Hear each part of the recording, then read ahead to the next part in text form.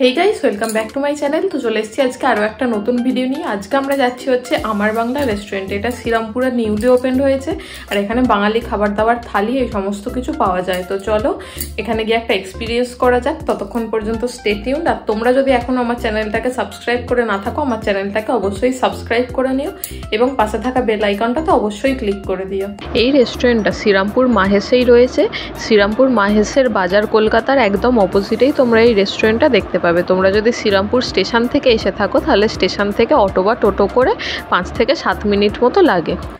এছাড়াও তোমরা চাইলে আমাকে আমার ফেসবুক এবং ইনস্টাগ্রামেতেও ফলো করে নিতে পারো। সমস্ত লিঙ্ক আমি ডিসক্রিপশন বক্সে দিয়ে দিয়েছি। এছাড়াও লাইফস্টাইল ব্লগিং নিয়ে আমার একটা সেকেন্ড চ্যানেল আছে, সেই চ্যানেলটাও সাবস্ক্রাইব করে নিতে পারো। সেটার লিঙ্কটাও আমি ডিসক্রিপশন বক্সে দিয়ে দিয়েছি। এই রেস্টুরেন্টটার ওপেনিং টাইমিং হচ্ছে সকাল 11টা থেকে রাত্রি 10:30 পর্যন্ত। শ্রীরামপুর ছাড়াও এই রেস্টুরেন্টের আরও একটা আউটলেট আছে, সেটা হচ্ছে চন্দননগরে। তো চন্দননগরের আউটলেটটাতে অলরেডি আমার ভিডিও করা হয়ে গেছে, সেই ভিডিওটা আমার চ্যানেলে আপলোড করা রয়েছে। সেটা যদি এখনও দেখে না থাকো সেটার লিঙ্কটা আমি ডিসক্রিপশন বক্সে দিয়ে দিচ্ছি, তোমরা চেক আউট করে নিতে পারো। এখানকার অ্যাম্বিয়েন্সের পাশাপাশি এখানকার সার্ভিসও কিন্তু আমার খুবই ভালো লেগেছে। এবার আসা যাক খাওয়া দাওয়ার ব্যাপারে। এটা কিন্তু সম্পূর্ণ একটা বাঙালি কুইজিন। তো তোমরা এখানে বাঙালি খাবার দাবার পেয়ে যাবে আর তার পাশাপাশি থালি তো রয়েছেই। এখানে থালি শুরু হচ্ছে 235 টাকা থেকে। এখানে তোমরা আইবুড়ো ভাত থালিও পেয়ে যাবে, তবে সেক্ষেত্রে তোমাদের একদিন আগে থেকে অর্ডার করতে হবে। থালির পাশাপাশি তোমরা কিন্তু আলা কার্টাতেও অনেক রকমের খাবার দাবারের অপশান পেয়ে যাবে।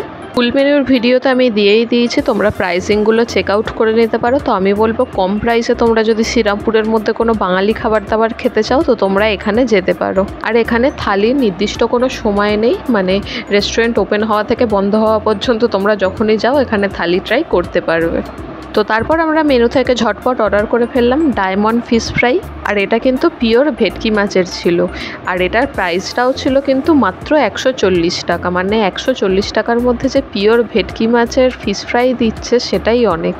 আর এটা কিন্তু একদম গরম গরম সার্ভ করেছিল। এর পাশাপাশি স্যালাড আর কাসুন্দিও ছিল। মানে ফিশ ফ্রাইয়ের যে গরম আর মুচমুচে ব্যাপারটা সেটা কিন্তু আমি এর মধ্যে পেয়েছি। আর কাসুন্দির সাথে এটার টেস্টটা কিন্তু আমার অসাধারণ লেগেছে। তবে এটার মধ্যে ভেটকি মাছের পরিমাণটা আমার একটু কম লেগেছে, তবে প্রাইসিং অনুযায়ী দেখতে গেলে আমি বলবো এটা ঠিকঠাকই আছে। ফিশ ফ্রাইয়ের পাশাপাশি আমরা নিয়েছিলাম গন্ধরাজ ঘোল। এটার প্রাইস পড়েছিল মাত্র 80 রুপিস। এটা দই আর গন্ধরাজ লেবুর কম্বিনেশনে তৈরি একটা প্রিপারেশন। আর এটা কিন্তু আমার একটা ফেভারিট জিনিস। আর এটার টেস্টটাও কিন্তু দারুণ ছিল আর বেশ রিফ্রেশিং ছিল। তারপরে আমরা নিয়েছিলাম মাটন থালি। এটার প্রাইস পড়েছিল 359 রুপিস।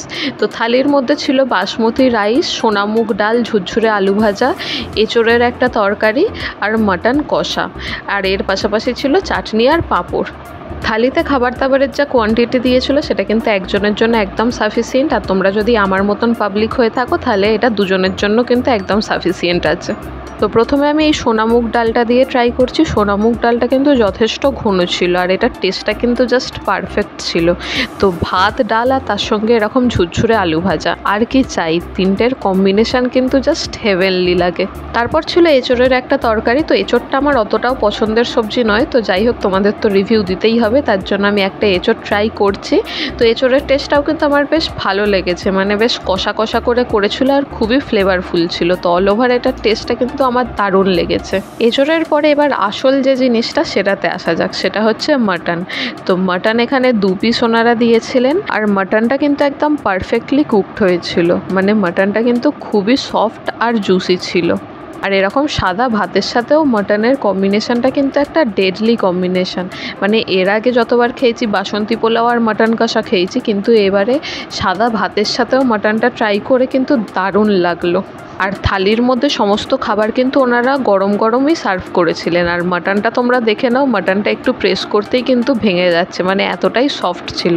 তারপর সবশেষে ছিল চাটনি আর পাঁপড়, মানে আমের চাটনি আর পাঁপড় ছিল। তো চাটনি আর পাঁপড়ের টেস্ট কিন্তু আমার বেশ ভালোই লেগেছে। তারপর আমরা নিয়েছিলাম ঢাকাই প্রন পোলাও। এটার প্রাইস পড়েছিল 255 রুপিস। আর এটায় যা কোয়ান্টিটি দিয়েছিল সেটা কিন্তু দুজনের জন্য একদম সাফিসিয়েন্ট ছিল। আর পোলাওয়ের গন্ধটাও কিন্তু দারুণ বেরিয়েছিল।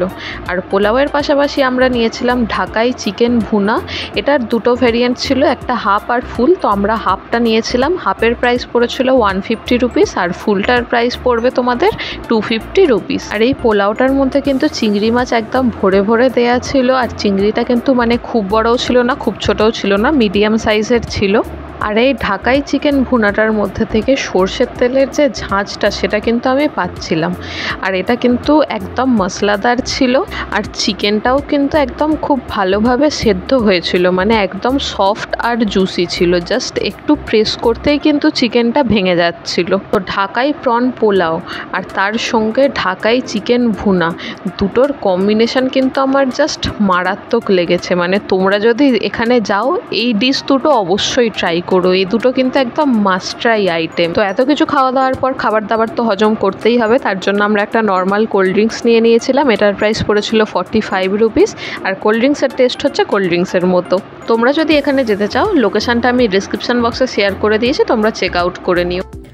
আজকের ভিডিওটা তাহলে এখানেই শেষ করছি। ভিডিওটা ভালো লেগে থাকলে ভিডিওটাকে লাইক করো, কমেন্ট করো আর প্রচুর পরিমাণে শেয়ার করে দিও। তো দেখা হচ্ছে পরের ভিডিওতে, ততদিন পর্যন্ত stay safe and healthy. Tata.